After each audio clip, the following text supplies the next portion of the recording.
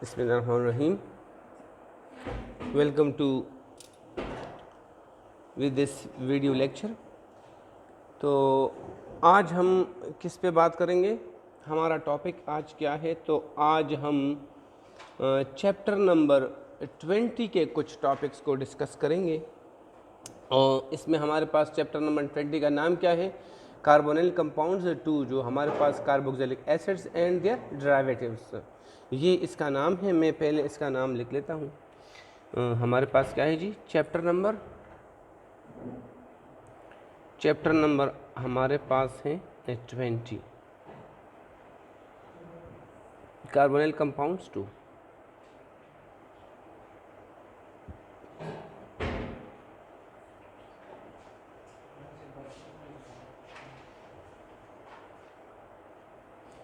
ये हमारे पास चैप्टर का ये नाम है। इसको क्या कहते हैं जी? इनको कहते हैं कार्बोक्सिलिक एसिड्स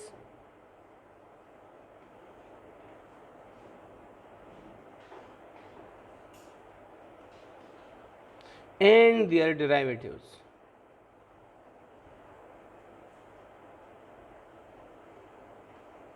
अब आपको पता है कि कार्बोनिल कंपाउंड्स 1 में अल्डिहाइड्स एंड कीटोन्स को पढ़ते हैं और कार्बोनिल कंपाउंड्स 2 में हम carboxylic acids and their derivatives को पढ़ते हैं। तो हम 2 में इसको क्यों पढ़ते हैं?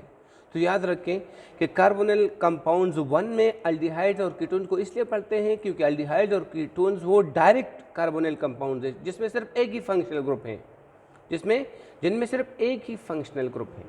जबकि कार्बोक्सिलिक एसिड्स की हम बात करें तो उनमें ये डायरेक्ट कार्बोनिल कंपाउंड्स नहीं है, इनमें एक फंक्शनल ग्रुप नहीं है, इनमें दो फंक्शनल ग्रुप्स का कम्बिनेशन है। थोड़ा सा हम यहाँ देखें इसका स्ट्रक्चर को, तो ये इनका स्ट्रक्चर बनता है, आप यहाँ पर आसानी के साथ देख सकते हैं। ये देखें, इनमें एक तो ये हमारे पास फंक्शनल ग्रुप है कार्बोनिल, जो कार्बोनिल ग्रुप, और दूसरा हमारे पास ये भी है। जबकि इसके मुकाबले में अगर हम किसी अल्डिहाइड को ले लें या किसी कीटोन को ले लें, देखें यहाँ पर आप देख सकते हैं H, यहाँ पर सिर्फ और सिर्फ हमारे पास एक ही फंक्शनल ग्रुप है। सही, ये हाइड्रोजन है जो अलग फंक्शनल ग्रुप नहीं है। तो ये इसको कहते हैं डायरेक्ट कार्बोनिल कंपाउंड्स, तो इसको हम 1 में पढ़ते हैं। जबकि कार्बोक्सिलिक एसिड्स वो हमारे पास डायरेक्ट कार्बोनिल कंपाउंड नहीं है, इनमें दो हमारे पास वो फंक्शनल ग्रुप्स का कम्बिनेशन है, तो इसलिए इसको हम यहाँ पर पढ़ते हैं। अब सबसे पहले इसका जो टॉपिक है, पहले तो यहाँ इंट्रोडक्शन था, सही, कि हमारे पास इनको कार्बोक्सिलिक एसिड्स क्यों कहते हैं? तो असल में इसको कहते हैं हाइड्रॉक्सिल ग्रुप। ये क्या चीज़ है? हाइड्रॉक्सिल ग्रुप, सही। और इसको क्या कहते हैं? इसको ये है कार्बोनाइल ग्रुप।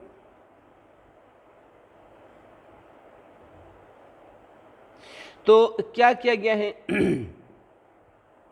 इस यहाँ से कार्ब लिया गया है और यहाँ से ये कार्ब और यहाँ पर ऑक्सिल, ये यहाँ से कार्ब लिया गया है, यहाँ से ऑक्सिल लिया गया है, तो दोनों का मेल मिलाकर हमारे पास क्या बन जाता है? कार्बोक्सिल। ये देखिए, ये इसके फंक्शनल ग्रुप का कॉम्बिनेशन के बाद क्या नाम पड़ता है? ये बनता है कार्बोक्सिल ग्रुप। समझ बात है? तो इसको अब जिसमें कार्बोक्सिल ग्रुप होता है उनको हम क्या कहते हैं? कार्बोक्सिलिक कंपाउंड्स कहते हैं। तो ये अब इसके बाद इंट्रोडक्शन के बाद हमारे पास क्या है? इनका नॉमेनक्लेचर है। नॉमेनक्लेचर आपको याद होगा, हम जितने भी कंपाउंड्स हैं सबके नॉमेनक्लेचर एक साथ हम पढ़ चुके हैं, लिहाजा यहाँ पर रिपीट करने की कोई ज़रूरत नहीं है। किसकी तरफ जाते हैं? और का नॉमेनक्लेचर के बाद हम किस चीज़ पे जाते हैं? नॉमेनक्लेचर के बाद हम जाते हैं physical properties of carboxylic acids पर, जिसको हम आज यहाँ पर पढ़ने वाले हैं। तो हमारे पास क्या है जी? यहाँ पर आप देख सकते हैं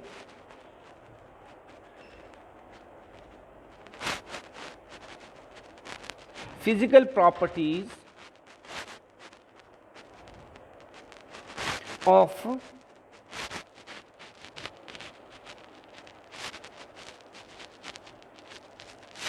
कार्बोक्सिलिक एसिड्स।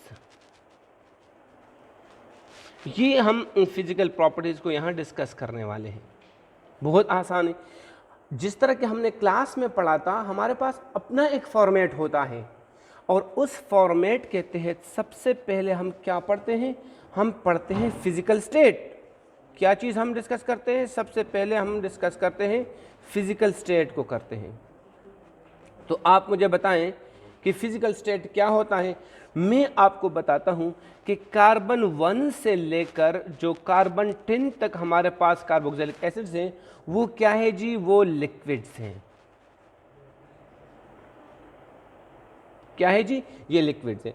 अब कार्बन 11 या इससे आप आर जितना आप ऊपर जाते हैं, सही ना, कार्बन 11 या आप जितना भी ऊपर जाते हैं, ये हमारे पास हैं वैक्स लाइक सॉलिड्स। ये हमारे पास जी ये है। अब याद रखें कि कोई भी कार्बोक्सिलिक एसिड हमारे पास गैस फेज में मौजूद नहीं है, इसमें कोई भी मेंबर गैस फेज में अवेलेबल नहीं होता। तो हम यहाँ पर इस चीज़ को पढ़ते हैं। अब इसके बाद हमारे पास जो दूसरा टॉपिक आता है वो हमारे पास आता है जी ऑर्डर।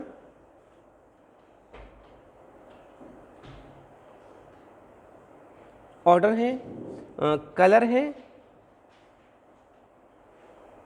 और तीसरा हमारे पास है जी टेस्ट।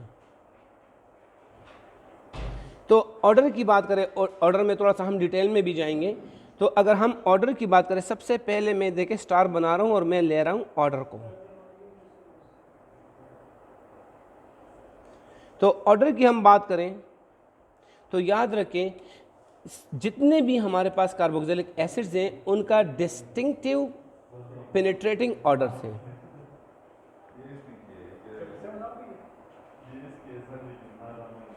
डिस्टिंक्टिव पेनिट्रेटिंग ऑर्डर है, मतलब पेनिट्रेटिंग ऑर्डर हो जो अच्छा नहीं लगता है, जो बंदे को अंदर क्या करता है, शॉक करता है, तो इसको पेनिट्रेटिंग ऑर्डर। और डिस्टिंक्टिव इसका मतलब ये है कि हर एक की फिर अपने हैं, है तो सब पेनिट्रेटिंग, मतलब अच्छी नहीं लगती, सही, जिस तरह लिक्विड अमोनिया की पेनिट्रेटिंग ऑर्डर है उसी से मिलता जुलता है, लेकिन हर एक कार्बोक्सिलिक एसिड हर मेंबर की अलग अलग है। फॉर एग्जांपल अगर यहाँ पर हम थोड़ा सा बात कर लेते हैं ना, यहाँ थोड़ा बात कर लेते हैं एसिटिक एसिड की बात कर लेते हैं।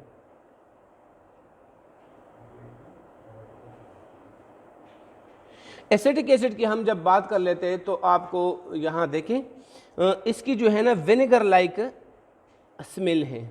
किसकी तरह है, विनेगर लाइक स्मेल।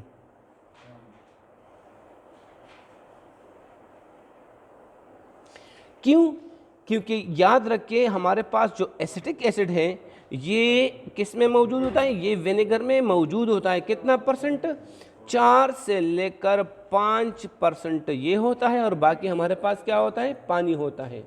समझ में बात आई ना, ये हमारे पास तकरीबन 4 से लेकर 5% तक एसिटिक एसिड होता है, बाकी जितना हमारे पास है वो H2O होता है। सही, तो ये एक सॉल्यूशन बन जाता है। सही, इसको हम ये एसिटिक एसिड सॉल्यूशन भी कह सकते हैं। सही, तो चूंकि एसिटिक एसिड विनेगर में है तो जो विनेगर का स्मेल है वही हमारे पास एसिटिक एसिड का स्मेल है। दूसरी तरफ हम जाते हैं और हम बात करते हैं ब्यूटायरिक एसिड की।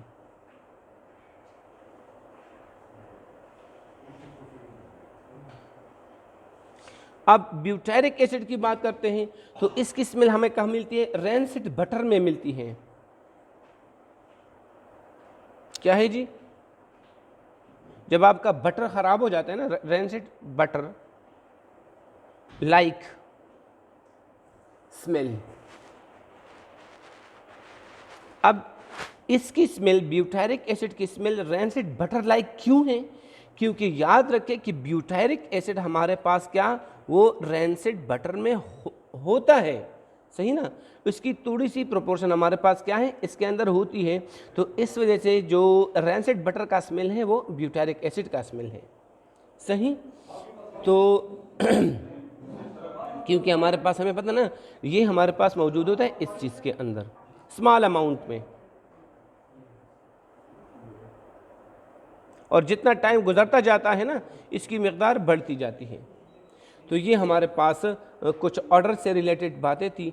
अब आगे की तरफ जाते हैं और आगे हम पढ़ते हैं क्या चीज़, कलर को थोड़ा पढ़ लेते हैं।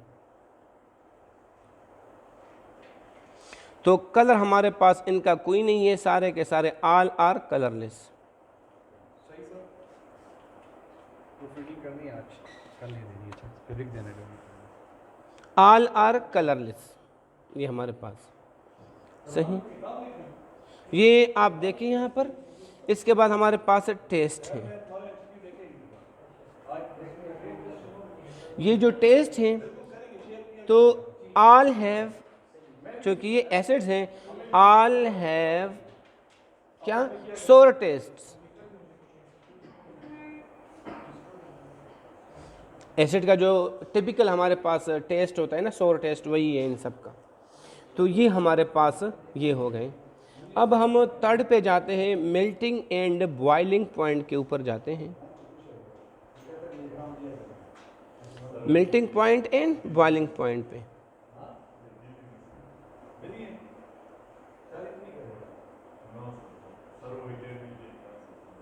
मेल्टिंग एंड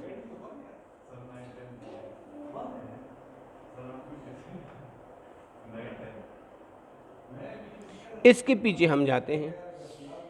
तो हम क्या करते हैं, हम कार्बोक्सिलिक एसिड का melting and boiling point alcohol के साथ कंपेयर करते हैं। इधर देखें, हम क्या करते हैं, ये हमारे पास, इसको थोड़ा सा अंडरलाइन कर ले ताकि हमें थोड़ा पता चले कि सब टॉपिक है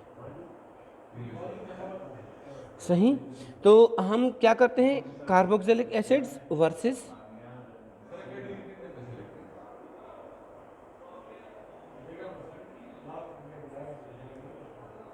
एसिड वर्सेस हम पुट करते हैं अल्कोहल्स।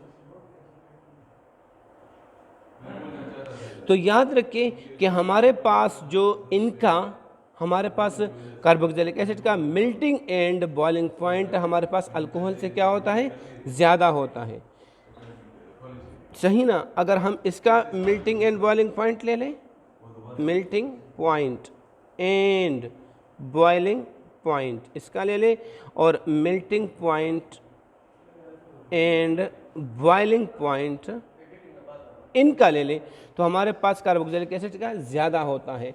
और ये क्यों ज़्यादा होता है मेल्टिंग एंड बॉइलिंग पॉइंट, क्योंकि हमारे पास जो इनके अंदर कार्बोक्सिलिक एसिड के अंदर रीज़न क्या है, मैं आपको रीज़न समझाता हूँ। क्योंकि हमारे पास जो इनके अंदर हाइड्रोजन बॉन्डिंग है वो स्ट्रॉन्ग हाइड्रोजन बॉन्डिंग है।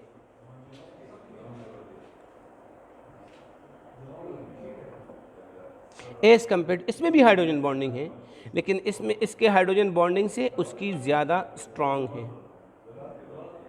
समझ में बात आई, ये स्ट्रॉन्ग हाइड्रोजन बॉन्डिंग। अब आप कहेंगे कि ये किस तरह हो सकते हैं, हमारे पास ये तो अजीब सी बात है ना कि इसमें स्ट्रॉन्ग है और इसमें हमारे पास वीक है। तो ये इसी तरह हमारे पास है, क्योंकि इनके अंदर हमारे पास जो स्ट्रक्चर बनता है वो डायमेरिक स्ट्रक्चर बनता है। यहाँ पर क्यों हम स्ट्रॉन्ग इसको कहते हैं, ये देखिए, सपोज मैं ये ले रहा हूँ CH3C डबल बॉन्ड O और OH, यहाँ पर मैं क्या ले रहा हूँ, यहाँ पर मैं O ले रहा हूँ सही। अब यहाँ पर मैं एक और CH3 ले रहा हूँ, CH3C, तो मैं यहाँ ऊपर क्या कर रहा हूँ, O ले रहा हूँ, और नीचे क्या ले रहा हूँ, O और H ले रहा हूँ। तो ये देखिए, ये पार्शियल पॉजिटिव, ये पार्शियल नेगेटिव, ये पार्शियल नेगेटिव, ये पार्शियल पॉजिटिव, ये पार्शियल नेगेटिव। तो देखिए यहाँ पर एक डायमेरिक टाइप का चीज़ बन रहा है। क्या बन रहा है, एक डायमेरिक टाइप का। तो इस वजह से अगर पर मॉलिक्यूल हम बात करें तो ये बहुत स्ट्रांग है। जबकि दूसरी तरफ हमारे पास यहाँ पर क्या है, ये सपोज हमारे पास CH3 है और ये हमारे पास O है और इसके साथ हमारे पास H है, और ये हमारे पास कोई और है, ये किसी और H का है ना, हमारे पास यहाँ पर कोई H है जो किसी और ऑक्सीजन का हिस्सा है और इसके साथ CH3 है। यहाँ पर ये पार्शियल पॉजिटिव, यहाँ पार्शियल नेगेटिव। देखिए यहाँ पर जो बॉन्ड बन रहा है वो सिंगल बॉन्ड बन रहा है, यहाँ पर एक डायमेरिक टाइप का डबल बन रहे हैं पर मॉलिक्यूल। तो ये हमारे पास, इसको हम कहते हैं स्ट्रॉन्ग हाइड्रोजन बॉन्डिंग, इसको वीक हाइड्रोजन बॉन्डिंग कहते हैं। और इसी वजह से इसी वजह से अगर हम बात करें कार्बोक्सिलिक एसिड्स की, सपोज हम बात करते हैं किसी की, हम इथेनोइक एसिड की बात करते हैं, इसका हम एग्जांपल ले लें कार्बोक्सिलिक एसिड का। ये हम यहाँ पर मैं लेता हूँ इथेनोइक एसिड, इथेनोइक एसिड, सही। और यहाँ पर मैं लेता हूँ इथेनॉल का, यहाँ पर मैं लेता हूँ इथेनॉल का। अगर हम इनके किस चीज़ को डिस्कस करें, इसके मेल्टिंग पॉइंट को डिस्कस करें, तो इथेनॉइक का हमारे पास मेल्टिंग पॉइंट है 17 डिग्री सेल्सियस। और दूसरी तरफ हम इसके मेल्टिंग पॉइंट की बात करें तो हमारे पास है -114.1 डिग्री सेल्सियस। देखिए कितना कम है, बहुत ज़्यादा कम है, इसका बहुत ज़्यादा है। ये इसी वजह से हमारे पास ये सिस्टम है इनके अंदर। समझ में बात आई? अब और हमारे पास क्या बातें हैं, तो इसलिए हमारे पास जो इथेनोइक एसिड है, देख ले इसका मेल्टिंग पॉइंट रूम टेम्परेचर के करीब है। तो इसी वजह से जो इथेनोइक एसिड है आम तौर से हमारे पास बहुत इजीली हम इसको फ्रीज़ कर सकते हैं। हम इसको कूल कर ले तो फ्रीज़ कर सकते हैं, और जब इसको फ्रीज़ कर लिया जाए, जब इसको हम क्या कर लेते हैं, फ्रीज़ कर लेते हैं, तो ये किस तरह होता है, ये हू बहू आइस की तरह लगता है। किसकी तरह लगता है? आइस की तरह लगता है, आइस की तरह। इसीलिए हम इथेनोइक एसिड को क्या भी कह सकते हैं, हम इसको ग्लेशियल एसिटिक एसिड भी कहते हैं। हम इसको क्या कह सकते हैं? Glacial acetic acid. हम इनको ये भी कह सकते हैं, ये आप देख सकते हैं। अब ये तो हमारे पास कंपैरिजन का मतलब रिलेटिव, इसको हम कहते हैं रिलेटिव। हमने कार्बोक्सिलिक एसिड को किसी के साथ कंपेयर किया। अब हम अपने बीच बात करते हैं। जब हम अपने बीच बात करते हैं तो याद रखें, आप पहले भी हम एक चीज़ पढ़ चुके हैं, आप ये हमेशा जो हमारे पास melting point and boiling point होते हैं, ये directly proportional to number of carbon atoms के होते हैं। मतलब कि जितने हमारे पास कार्बन एटम्स बढ़ते हैं उतने हमारे पास किसी कार्बोक्सिलिक एसिड्स की आपस में जो मेल्टिंग एंड बॉइलिंग पॉइंट है वो क्या होगी, वो बढ़ेगी। तो ये आपको पता हो पहले से कि हमारे पास ऐसा होता है, सही। ये हमारे पास फार्मूला है डायरेक्टली प्रोपोर्शनल। अब इसको हम नंबर ऑफ कार्बन एटम्स को हम मॉलिक्यूलर वेट भी कह सकते हैं, सही। हम इसको मॉलिक्यूलर वेट भी कह सकते हैं कि जब हमारे पास मॉलिक्यूलर वेट बढ़ता है तो हमारे पास ये चीज़ें बढ़ती हैं। तो ये हमारे पास है यहाँ पर आपस में। इसके बाद हम जाते हैं, एक और प्रॉपर्टी है हमारे पास, वो है हमारे पास सॉल्युबिलिटी। चौथी और लास्ट प्रॉपर्टी हमारे पास जो है वो है सॉल्युबिलिटी।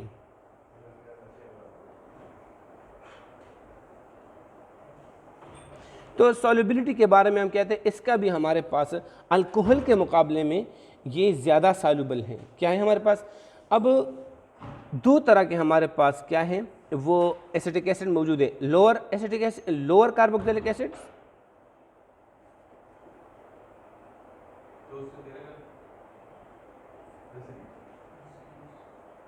और दूसरे हमारे पास है हाइयर, बड़े वाले हाइयर कार्बोक्सिलिक एसिड्स। ये अब इनके अंदर हम वाटर के अंदर हम इनकी सॉल्युबिलिटी को आमतौर से हम डिस्कस करते हैं। तो ये जो हमारे पास ये वाले हैं, इनको जब पानी में डाला जाता है तो हमारे पास क्या है, ये हाईली सॉल्युबल है, या हम इसको सिंपल कह सकते हैं सॉल्युबल है। लेकिन इनको जब हम डालते हैं तो हमारे पास ये क्या है जी, ये इनसॉल्युबल है।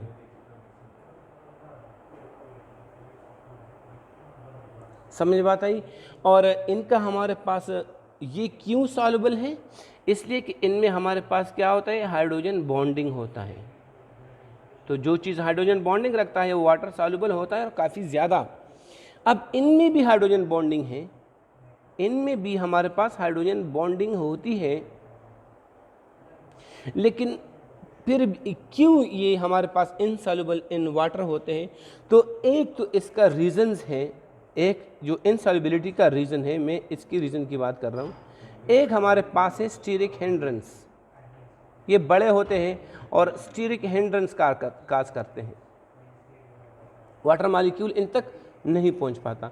दूसरा हमारे पास इसका स्ट्रक्चर है, इसको क्या कहते हैं, इसको आपस में ये जो मॉलिक्यूल्स हैं आपस अलग नहीं होते, तो टाइटली बाउंड होते हैं। ये क्या होते हैं, टाइटली जो मॉलिक्यूल होते हैं ना बड़े वाले, टाइटली बॉन्डेड टुगेदर होते हैं।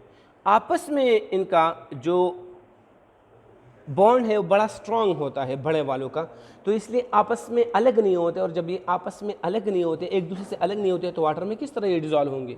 सही, वाटर में कोई चीज़ तभी डिज़ोल्व हो सकती है जब वाटर और उसका एट्रैक्टिव फोर्स उनके अपने बीच के एट्रैक्टिव फोर्स से ज़्यादा हो। तो हमारे पास ये सिस्टम है।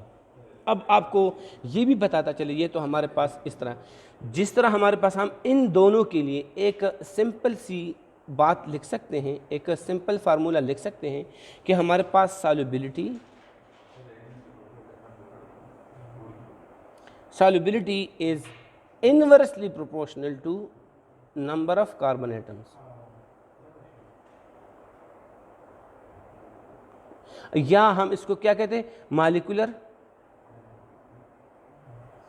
मास भी कह सकते हैं, आपकी अपनी मर्जी, ये और ये एक ही चीज़ है। तो ये हमारे पास जनरली इसका ये फार्मूला बन जाता है। सही, यहाँ तक हमारे पास था। थैंक यू सो मच आज के इस लेक्चर के लिए। अल्लाह हाफ़िज़।